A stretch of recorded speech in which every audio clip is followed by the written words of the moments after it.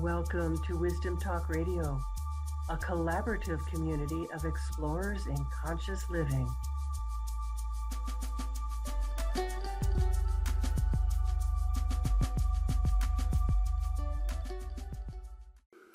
Welcome to today's episode of Wisdom Talk Radio. And if you're new here, this is the place where we explore the depths of conscious living and what it truly means to live an expanded life. So join us here to be inspired, encouraged, maybe even transformed, and to experience a deeper sense of both joy and possibility. So today's episode is for you if you have a teen, if you've ever been a teen, or wander through transitions in your life and feel like there must be a more conscious way to navigate. I met my guest today in the southwest of France in a magical village called Alet-les-Bains. When I walked into, or really onto the property owned by her family, I felt absolutely enveloped by love. And all of the experiences that happened to me while I were there were really assisted by the presence of this remarkable woman that I have the honor of inviting you to listen to and be with today. So I'll introduce her in a moment. And I want to welcome you again and say that I am Laurie Seymour, host of Wisdom Talk Radio and CEO and founder of the Baca Institute, the home of the quantum connection process.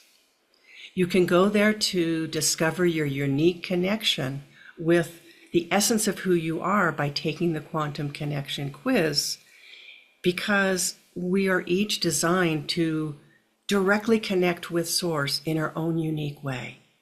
And knowing your own style, your archetype, opens a deeper connection with the universe. It's really the secret to creating what you truly want in your life, because who you are is who is needed. Tori Milner is my guest today. She is a women's empowerment coach and menstrual cycle guide and teen mentor. She is on a mission to guide women and teens to live in harmony with their bodies and nature, connected to their inner power and self-love. She works one-to-one with women and teens and also runs online courses and in-person mother-daughter retreats in this magical village in southwest France with her own mother. So she also has a lot to share with us, and my ears will be tuned to this around mother and daughter relationships. So welcome, Tori Milner, to Wisdom Talk Radio. Thank you so much for having me. I'm so excited. It's really an honor to be able to have these types of conversations with wise women. So thank you. Thank you. And it's such an honor for me to be able to invite bright lights like you to, be with us today. And that's how I feel. Thank you. So maybe we should begin with you just talking a little about what you mean by women's empowerment and how we as women can step more into our power. And I'm going to put a little caveat in there because it's not just women that listen to this show. So it's really feels like it's becoming a time of the activation of both the power of women and the power of men and how to bring those together. So I just asked you about 16 questions. Go for it, Tori. Yeah, that's perfect. Thank you. It's such a great start. Women's empowerment or just empowerment in general. And I love the fact that you're bringing in, the importance of the male and the female energy, like the man and the woman stepping up together. So it is something that I truly stand for. And yeah, so thank you for that. Women's empowerment or just empowerment in general for me, first and foremost, is starting to come back to your inner self, to your inner power, to in-source versus outsource. So it's really about turning inwards versus taking things from the outside and relying on the outside. Is how do we rely Mm, and connect within? So whether you're a man, a woman, or a teenager, it goes for everyone. It's how do we become intimate with ourselves and connect to our deep wisdom, our deep power, our inner resources, all these things that are inside of us. mm. Well, that's a beautiful way of saying it. It feels like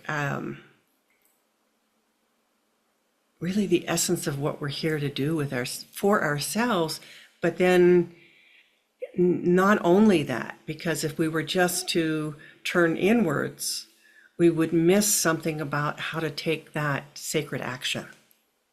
Yeah, that's such an important point, definitely.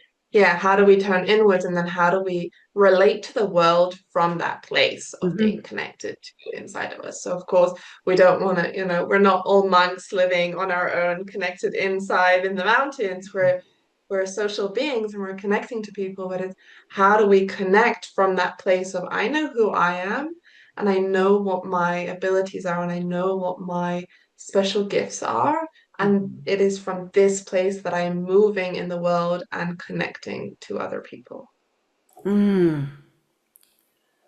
Yeah, that's beautifully said. Beautifully said. So then let's look a little at teens today, because things are changing so rapidly, and I'm wondering about what you're seeing first of all around that, and then what are the challenges that you're experiencing teens having today or facing?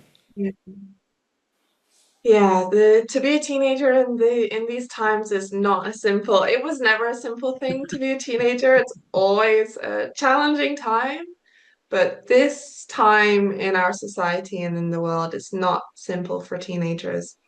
And as I was saying about insourcing versus outsourcing, I can see that for teenagers, this is really a difficult thing to step into.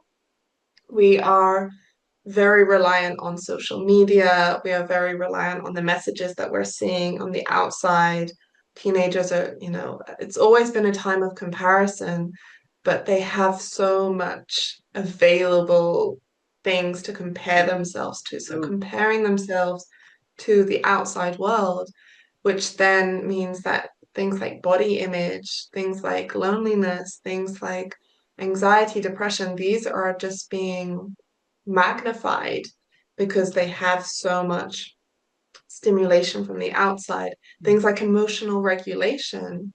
We've lost the ability to regulate ourselves emotionally. We open up the phone, we eat sugar, we have all these other external coping mechanisms, and we've forgotten how to be with the difficult emotions and self-soothe and self-regulate. And for a Mhm. teenager, this is such an important skill to have, and it's one that unfortunately we're losing in the current society. Hmm.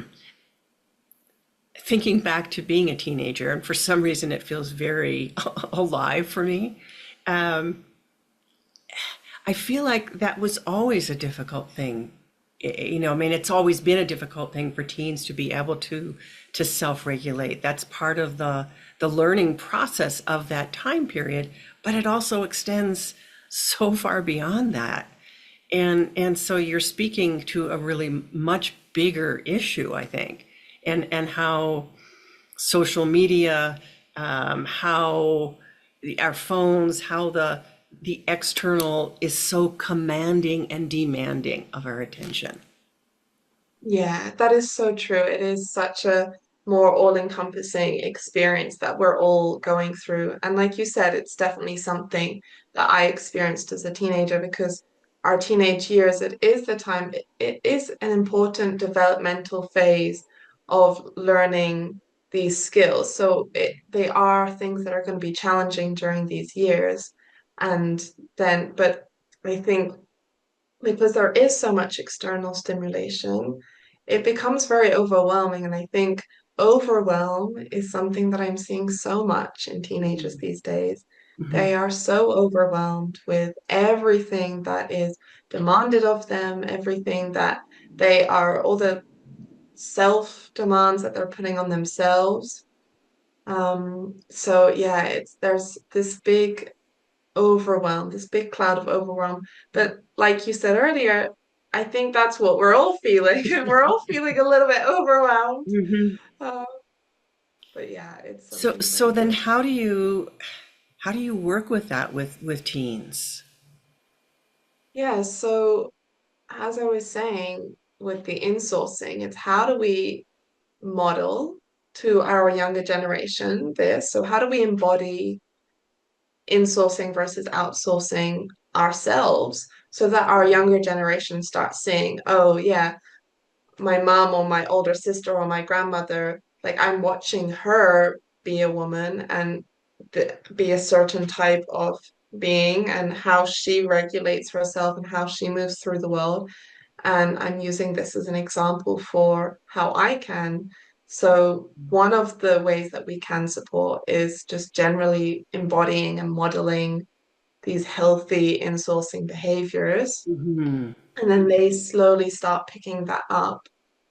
But then also, we can also support them in a more direct way. So, to really just be there with them when they're in the emotions that they're struggling with, to really open up the conversations to have, okay, like I am here and I'm not always going to know the answer to whatever you're going through. Like, Mhm. I won't always know, but please know that you can always come to me and talk to me about it.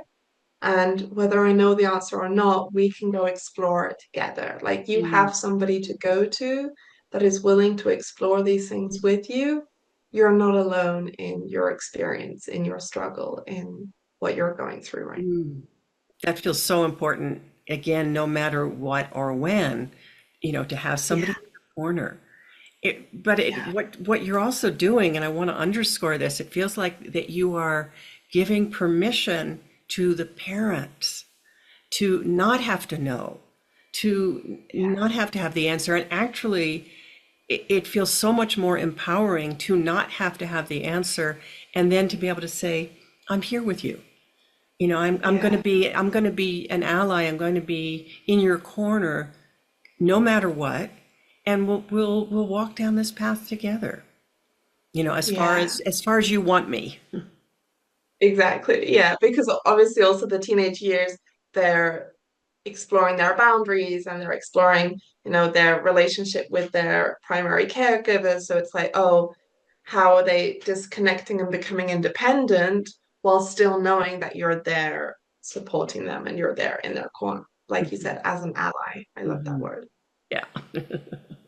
And I remember turning from my family to my friends at that age, at those ages, that they were the people I looked to walk down the path with.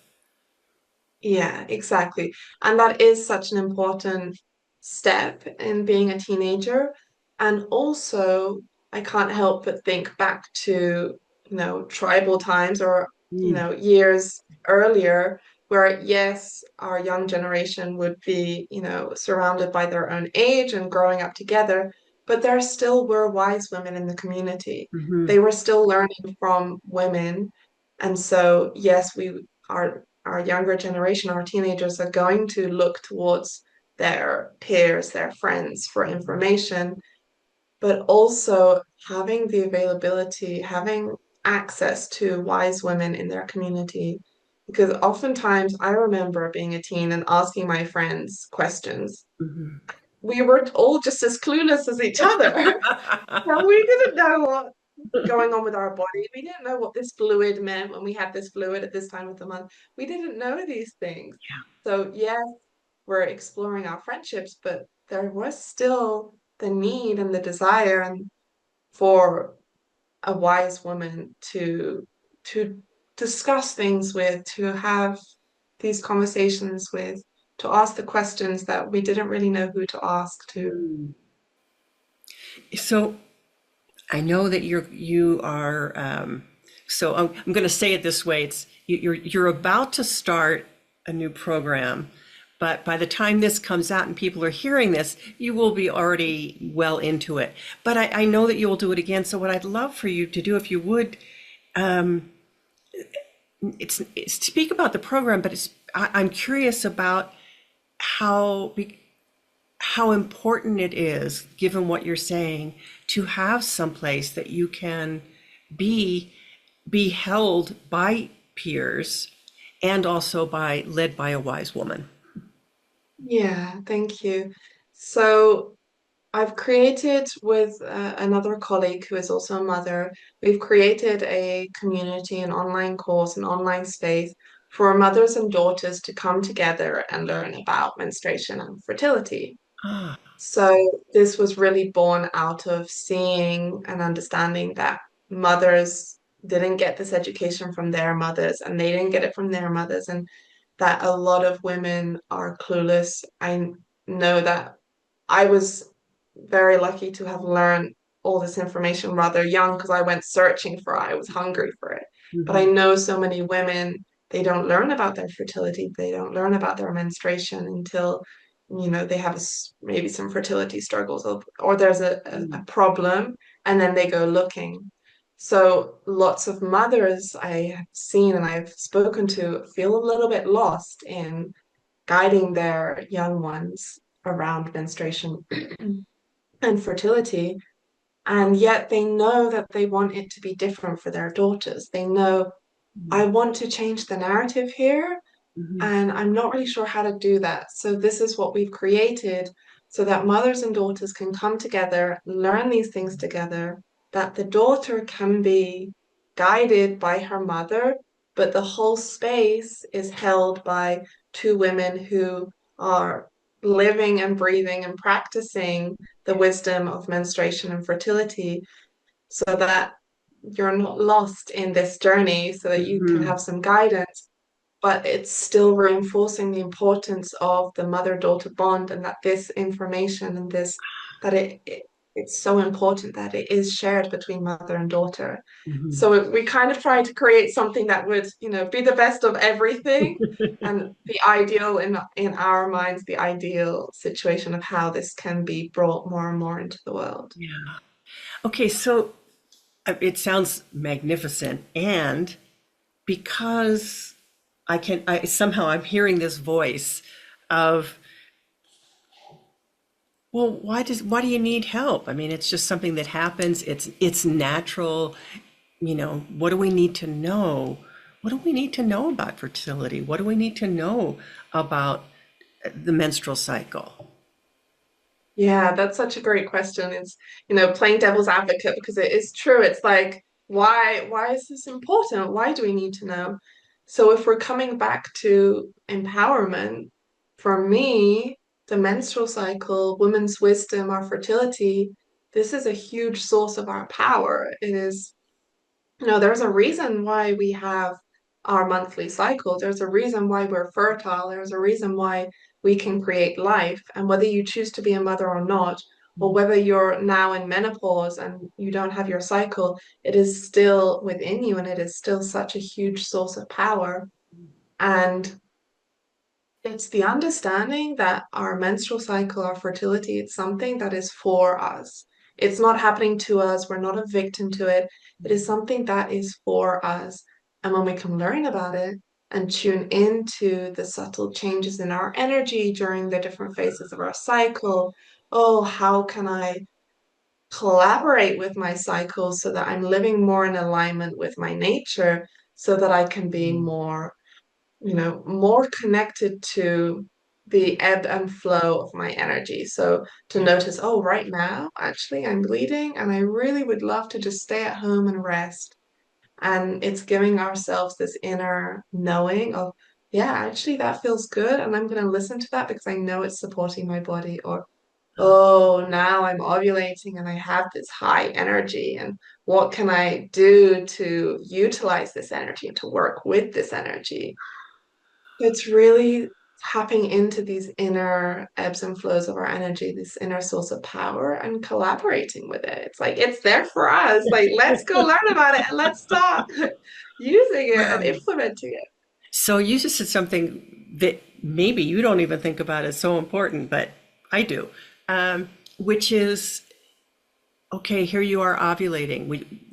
And if someone is trying to get pregnant, okay, that's the time that's what we're going to focus on. But that's not all that ovulation is about. And you just spoke about it. Okay, then your energy is higher. It's like a source of creation and of true Yes. creation in all Yes. facets. So I'd love for you to speak to that. Yeah, so ovulation. So you can see the different phases of our cycle as they're different energy sources. So Mm, ovulation is definitely the time of creation. So ovulation is often compared to summer, the summer energy. So it's when everything is in bloom. It's when we're birthing, really. It's the birthing energy. Yes, it's the creation because we have the ability to create life. So, okay, if I'm aware that right now I have the ability to create life, I have this life energy within me, where am I directing it to? I'm intentionally not directing it towards having a baby right now. Okay, I'm clear with that decision. But I have this energy. Where do I want to direct it to? Do I have a mm, project? Do I have a book? Do I have a relationship that I want to nurture? Like, what is it that I want to nurture? What is it that I want to feed with this powerful energy? Because it's here for us. And when we have an awareness of it, then we can be intentional with how we're collaborating with it. wow. Wow. That's a very exciting way to then see the world. And it's tapping into uh, both the personal, but the cyclical, the energetic, the natural way of living, it feels like. Yeah, exactly. It's really coming back to this natural way of living and really honoring that we are cyclical beings. So this obviously I'm talking more to the women who are listening, but also for men to understand this. For I know that my partner, it has really, really brought us together, the more that I share with him about my cyclical nature, the more he understands. Sometimes he even understands more about my energy than I do. He can see it because he is watching the patterns. So for men to be aware of this and to be able to support the women in their lives with this ebb and flow of their energy and being like, oh yes, like my daughter, my wife, my mother, I'm watching her and I see that actually right now she doesn't want to talk with anyone. She's bleeding. She wants time alone. How can I support her in that? Maybe if somebody's calling, the household and wants something, maybe I can take over that. Maybe I can answer the call Mm, and let her have her space. Or maybe I can take the children out of the house to give her an hour to herself. Like mhm, when men are aware of it and really honoring of the women in their life, it really puts energy into the relationship because the more we are living in alignment with the energy, then the more energy we have also to put into the relationship. mm, So I know when I'm taking care of myself, when I'm bleeding, oftentimes when I'm ovulating, I will be putting a lot of energy into the relationship. So it's a very communicative and supportive way of living when men are also mhm. aware of. Yeah, I feel the dynamism of it.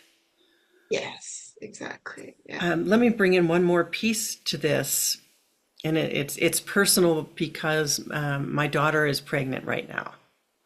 So Congratulations. yes, yes. So how does during the time of pregnancy? I mean, I'm very aware. I don't see her every day, but I'm very aware of her changes. And how can people Yeah. that are in the midst of pregnancy, both parties, honor that same cycle because it is still a cycle that's going on. It is definitely, definitely still a cycle, and it's really beautiful that you have the awareness and the desire to be aware of that. One thing that I would say is postpartum. So I know it's not exactly what you're asking Mhm. about, but postpartum often gets overlooked once the baby is born and everybody's focusing on the baby. But for the mother, postpartum is really like the inner winter. It's really like the time of our menstrual cycle, our bleed. And so to really have this cocoon for women during their postpartum to, to prepare when before my bleed, I prepare the house, I prepare my food, I Mhm. clear my schedule for 2 days. I really create a cocoon. So how can we mirror that in postpartum? Maybe you're making soup ahead of time and putting it in the freezer, or you have things prepared. You have your spaces at home prepared. So for the people in if you have somebody who's about to give birth or who is going through that journey, to be really aware of this postpartum time and how can I look after her in her inner winter? Like, how can I look after the mother? The baby gets plenty of attention. How can I look after the mother when she's in her winter and she needs this cocoon and the Yeah. support and the nourishment? Ooh, God, that's so beautiful, and my head's already going. Not that I didn't know that, Yeah, but you've shined a light on it, and I really appreciate that. yeah, Wow. So how can we be more attentive to our own cycles, yeah. and bring a new kind of awareness to those? Yeah, so it will definitely depend on where you are in your cycle. So I'm sure that the people who are listening are a bit wide range of ages. So when you're younger, I guess in all ages, you can keep track of your cycle. Like first and foremost, have a diary, keep track of when you're bleeding, keep track of your emotional fluctuations. The more you start writing these, the Mhm. more you'll start seeing that there are some patterns. So it's Mhm. really starting to understand your patterns. So when we chart it, when we have a chart in front of our eyes, and I prefer paper. I mean, most people are doing it on an app these days, but I'm still like, I'm doing it in my paper diary because I love just seeing it and flipping through the months. Mhm. But it's really simple things like looking at your fluids. Like this is a next level step of being intimate with your cycle, but it's like, oh, my fluids, they change throughout the cycle. When I'm ovulating, they'll look a certain way. When I'm after my period, they'll look a certain way. When I'm after ovulation, they'll look a certain way. Oh, can I notice the pattern? Oh, now that I notice the fluids, now I know when I'm ovulating because I'm seeing that each month I get these same fluids at the same time. Mhm. So it's really connecting the physical changes that you're noticing, so Mhm. writing out all the physical changes with your emotional changes. So it's finding your pattern because your pattern will be unique to you Mhm. and it will evolve over your lifetime. Mm. So as women are going into perimenopause, the pattern is going to start changing. But for me, I find the more that I'm aware of my patterns, the more I'm aware of my physical changes and my emotional changes, the more I feel like it's not just happening to me again. Like the more I feel Yeah. like connected and able to, not in control of it, but just connected and aware of what's going on and not in the dark. Yeah. I mean, that feels like such an essential piece of it. What you're talking about is empowerment. It's not happening to me. It's not something I'm suffering through. It's something that, wow, is a part of it. It is part of who I am, and Yeah. and I get to know that at a deeper level. And especially, I mean, throughout your entire life, but especially during these transition moments, because the transition moments, everything is changing and it Mhm. does feel like it's out of your control. And there's a lot of darkness, like not being able to understand what's going on. Mhm. So when you're a teenager or when you're perimenopause or when you're trying to get pregnant, like these are the moments when your body is gonna go through some shifts. You're going through a transition, Mhm. and it's like, how can I be really intimately aware of what's happening? So I feel like it's like I feel like I understand what Yeah, yeah. I feel like I'm in connection with my body. Yeah, and that's in connection with feels a little different than even understanding it. I might not Yeah, understand it. I might not know what it is that's going on, but the very fact, it seems, of paying attention in the ways that you're describing feels like, oh, it's something I can do. It's I become more intimate with the process rather than Yeah. feeling like it's again like it's happening to me. Yes, exactly. And when you're in connection, then the next level I would say is then we can start honoring. So it's like, oh, first I understand, or not always understand, then I'm finding the connection. Oh, then how do I honor Mhm. my cycle? Mhm. So again, like in the transition moments, this is going to be really, really important. Everything that in the transition moments is important, it's important throughout our entire life, but it's like really gets lost in the transition moments. Ah. So when we get our first period, how do we truly honor that? And it doesn't just get swept under the rug. Like, how do we honor Mhm. it? And when we're going into perimenopause and we're noticing that we're getting to the end of our cycles and we're not going to be bleeding for the rest of our lives, how do we honor each bleed? How do we honor that end of that season of Mhm. us as a woman to move into the next season? Mhm. So it's really connecting to that honoring, which for me brings so much inner power. Yes, yes, indeed.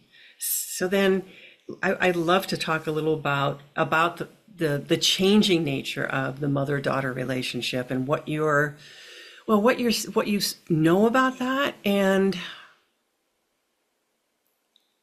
well, whatever wisdom you have to bring to that, because it is such a sometimes confounding thing on both sides of it, Mhm. and um, and has such power and beauty inherent in it. Yeah, that's such a beautiful way of putting it. So for me, the mother and daughter relationship, it is something that is continuously changing. You know, when the baby is first born, it's like you don't even realize you're separate from your mother for I think the first 6 months of your life. So it's really like a very intimate connection. And so for the mother to go from that to then raising a child, to then raising a teenager, and the disconnect that happens when the teenagers are exploring their identity, going with their friends, all of that, it can be very painful and very confusing, especially for the mother, because it's like, I've just raised this child, and all of a sudden she doesn't like me, and she Mhm. doesn't want to be with me. And really understanding that it is not personal, that this is just part of the journey of being a teenager, and that in all likelihood she will move through this. I know that myself and my mother, we have a really beautiful relationship now. And for a few years during my teenage years, I wasn't so connected to her. I didn't feel the need to be with her all the time. I didn't feel the need to share with her everything. I was really exploring my own independence. And it's really, if I could give any advice, although I'm not a mother myself, but if I could give advice from what I see on the outside, is if you as a mother can stand strong in I am your mother no matter what, and I will love you no matter what. And I know that mothers do this already because it's just like your natural instinct, but just knowing that if your daughter can see you there as the pillar that is always there, and she knows she can come back to you, and for the mother to just trust that she will come back to you Mm. when the time is right. And then it's exploring, okay, what is this new relationship when now my daughter is an adult and having her Mhm. own daughters? Mhm. Like Mhm. what is this new relationship and what can that look like? And it's again, it's exploring the boundaries and exploring the connection because it's like, oh, she's like my daughter's not dependent on me anymore, Mhm. but she still needs, she still needs a mother. Everybody still needs a mother. And how can we then maybe shift into also a friendship? I Mhm. know with my mother, we're working together and we're running a part of the business together and we're friends and we've developed so many new facets of our relationship that is so much more than just mother and daughter. It's evolved into so many more things. Mhm. Mhm. And having been witness to that in your relationship with your mother and seeing the beauty of how the flow is and the the dynamics and the working relationship, and then what emerges from that, what evolves from that. I feel like I can say, "Yep, she's got it," and Yeah. not to diminish the challenges, because it is so challenging. And there was a long period with my own daughter where it's like, whoa, not you. And people would say to me, yes, this will change. And I'd say, yes, but when? And it's hard when you're in the middle of that to trust, to go beyond the pain of that, what feels like loss, Yeah. to feeling the deeper connection with love, period. And Yeah. then trusting that something will shift. Yeah, and I think this connects to two pieces for me. It connects firstly to what we started talking about at the beginning with looking on the outside and comparing ourselves to everybody else. It can be Mm. so easy when you see, oh, like they have such a great mother-daughter relationship and we don't, and it's so easy to compare. And like you said, we all have our own struggles and everybody is going through their own things. It's like no shame if right now your relationship with your mother or your daughter isn't as you wish it was because we're all doing the best with what we've got. We're all doing the best with the resources we've been given, with the education, with the support we've been given. And yes, now if we're choosing to change the narrative, it can take some time.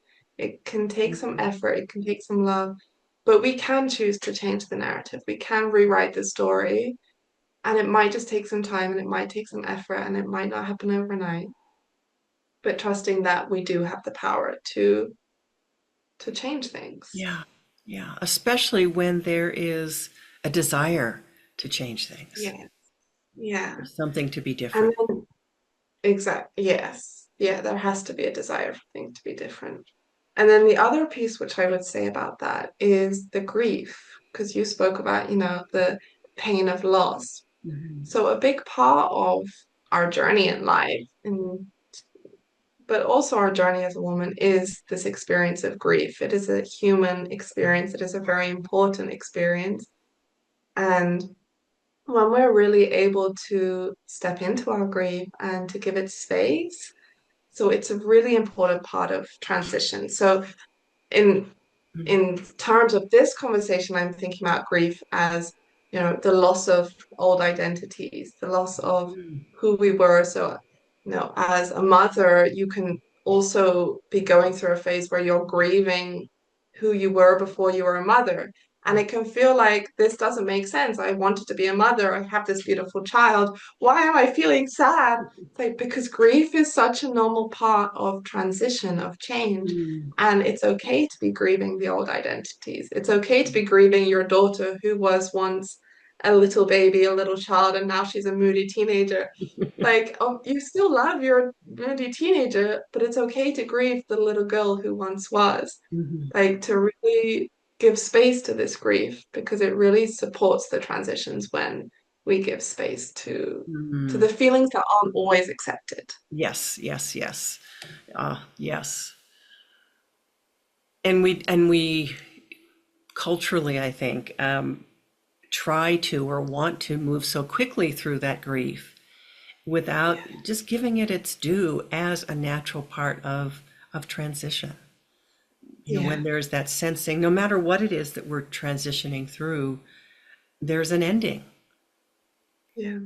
And part of Yeah. that implies that there is then a beginning, just as the seasons, you go from that deep Yeah. winter, that inner winter into, oh, spring does come. Yeah.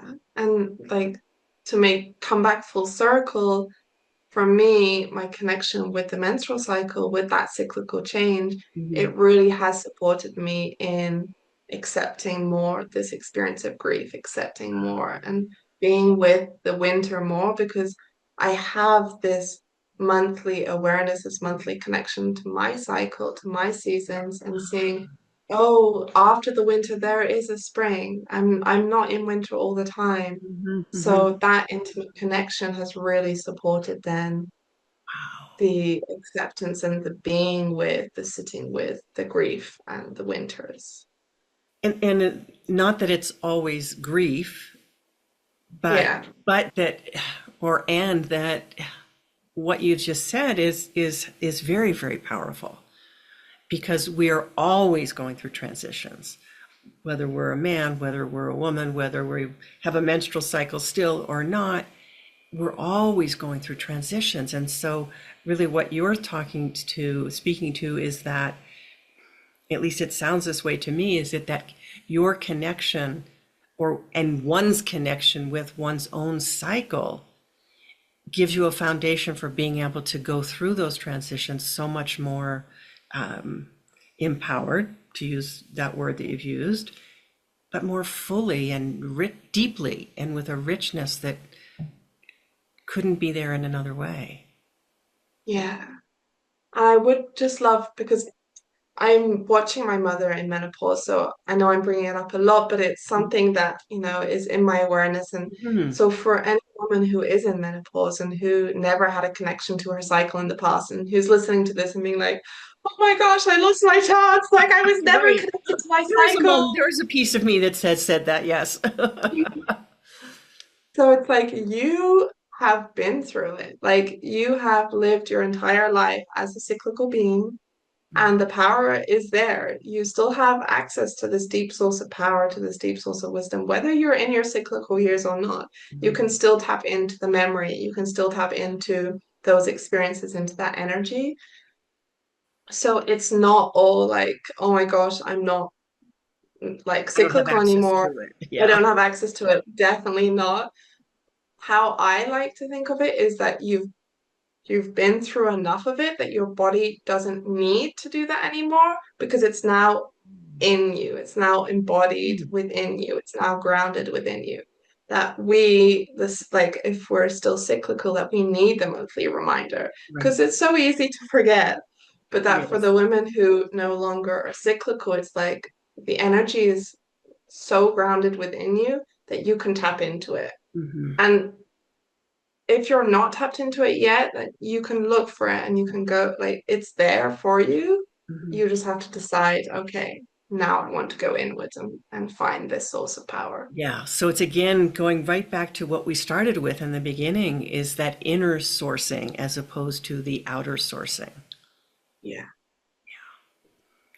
Sometimes there's a voice within me that's like, look within, look within, look within. And yes, we need to It take is action, really, but we got to start there. yes, exactly. And it really is that simple. It's not easy, but it is simple. Hmm. Hmm. Big difference. Tori, it's so, yeah, it's so beautiful to hear you be able to speak to all of that, and then to see um, how you are witnessing your own mother, and so how can we nurture whatever this new relationship is, potentially with our mothers or our daughters? Hmm. I think this experience of change, this experience of transition, because it is such a what like an overarching theme in our lives. Hmm. I think really opening up in our humanness of this, like really sharing, like, I see that you're going through this change, and I'm also going through this change. And maybe our changes and our experiences are different right now, but what we can connect on is that we're that we're both going through a change. We can Hmm. Hmm. connect and bond through this experience of change, through this experience of transition. And even when we can't necessarily understand exactly what the other person is going through, we Hmm. can understand the experience of it. Wow. That is something that I think, for our listeners to really use, to be able to take this into your relationships, and certainly into your mother-daughter relationship, or I know that it's still there within the father-son relationship and the father-daughter relationship. There's all of those transitions are always there, and being able to Yeah, bond through the essence of what the transition is feels very yeah, potent.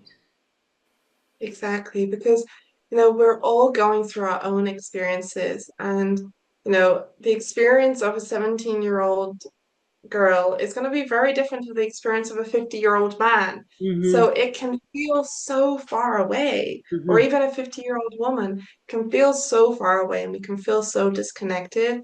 So it's really searching for those places where we can connect again. It's like, oh, even in the places where we feel like the opposite side of the world, where are the little moments, the little points of connection that we can come back to? Mm-hmm. Where are those little moments of connection that we can come back to? Yeah. Yeah. And and in your work, I just want to kind of bring it back to that, and perhaps, I know we're coming to a close soon, but in your work, it feels like you've got a lot of pieces. That's not what I want to say. It feels like you're working in such a deep way that it's not a how-to kind of way. It's really bringing such a deep well of wisdom into these dynamics. Yeah, I think it's the difference, what you picked up on earlier, the difference between the understanding and the connection.